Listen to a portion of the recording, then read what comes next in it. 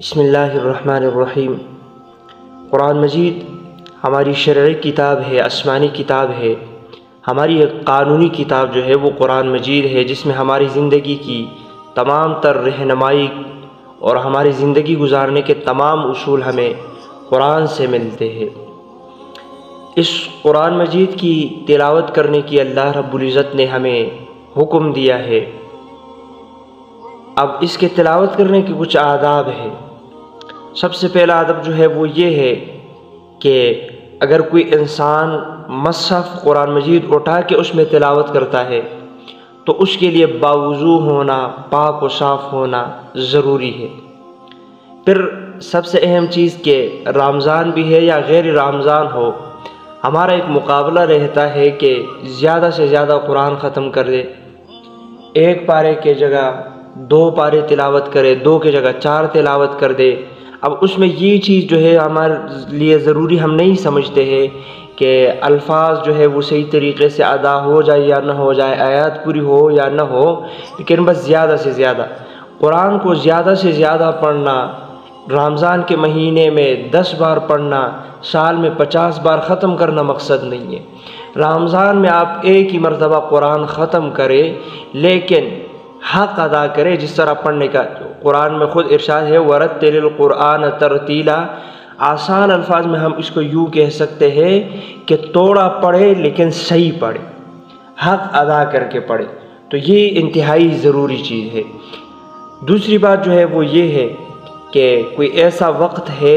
جن میں قرآن کی تلاوت کرنا ممنوع ہو، اجازت نہ ہو، تو 24 گھنٹے میں صبح سے لے کر شام تک، اگلے صبح تک جو 24 گھنٹے کا ٹائم ہے، اس میں سے کوئی بھی وقت ایسا نہیں ہے جس میں قرآن پڑھنا مکروہ ہو یا حرام ہو یا ناجائز ہو۔ البتہ یہ جو 3 اوقات ہے، طلوع آفتاب، زوال آفتاب اور غروب آفتاب کے، یہ جو 10-10 15-15 منٹ ہے جن میں نماز پڑھنا بھی مکروہ ہے،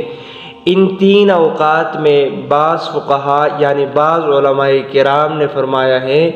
کہ افضل یہ ہے کہ قرآن کی تلاوت نہ کی جائے، دیگر ذکر و اذکار اور درود و سلام ان چیزوں کا اہتمام کرے، تلاوت نہ کرے۔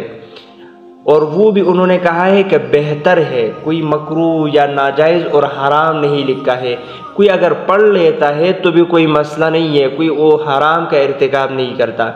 اور علت انہوں نے یہ بتائی ہے کہ قرآن کی تلاوت کرے گا تو اس پر سجدہ جو ہے وہ لازم ہوگا، اور ان وقتوں میں سجدہ کرنے کی اجازت نہیں ہے، تو اس لیے وہ اس وقت تلاوت نہ کرے۔ باقی 3 قسم کے لوگ وہ ہیں کہ جن کے لیے قرآن کی تلاوت کرنا درست نہیں ہے، جائز نہیں ہے،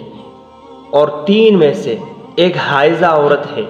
یعنی وہ عورت جو حیض سے ہے، جو ایام حیض گزار رہی ہے، جس کو ماہواری آئی ہے، اس کو قرآن پڑھنے کی اجازت نہیں ہے، نہ دیکھ کے پڑھ سکتی ہے، اگر حافظہ ہے تو زبانی بھی نہیں پڑھ سکتی ہے، اگر 2-3 آیتیں یاد ہے، کوئی سورت یاد ہے تو اس کو بھی زبانی نہیں پڑھ سکتی ہے۔ اس طرح وہ عورت جو نفاس سے ہو، یعنی بچے کی ولادت کے بعد جو خون آتا ہے وہ خون آ رہا ہو اور ابھی نفاس سے پاک نہیں ہوئی، غسل نہیں کیا ہے، تو اس کے لیے بھی قرآن پڑھنے کی اجازت نہیں ہے، قرآن کی تلاوت یہ بھی نہیں کر سکتی ہے۔ اس طرح وہ انسان جو جنبی ہے، یعنی جس پر غسل فرض ہوا ہے، چاہے وہ عورت ہو یا مرد ہو، اس کو بھی قرآن پڑھنے کی اجازت نہیں ہے۔ باقی اگر کوئی انسان وضو سے نہیں ہے، کسی کا وضو نہیں ہے، تو وہ دیکھ کے مصحف اٹھا کے اس میں نہیں پڑھ سکتا ہے، کیونکہ لا یمسہ الا المطہرون، بے وضو انسان جو ہے ہاتھ نہیں لگا سکتا ہے، اس لیے اس کو اجازت نہیں ہے۔ ہاں اگر کسی انسان کا وضو نہیں ہے اور اس کو قرآن زبانی یاد ہے یا کچھ صورتیں جو ہے وہ زبانی یاد ہے، تو وہ زبانی وہ صورتیں پڑھ سکتا ہے اگرچہ اس کا وضو نہ ہو۔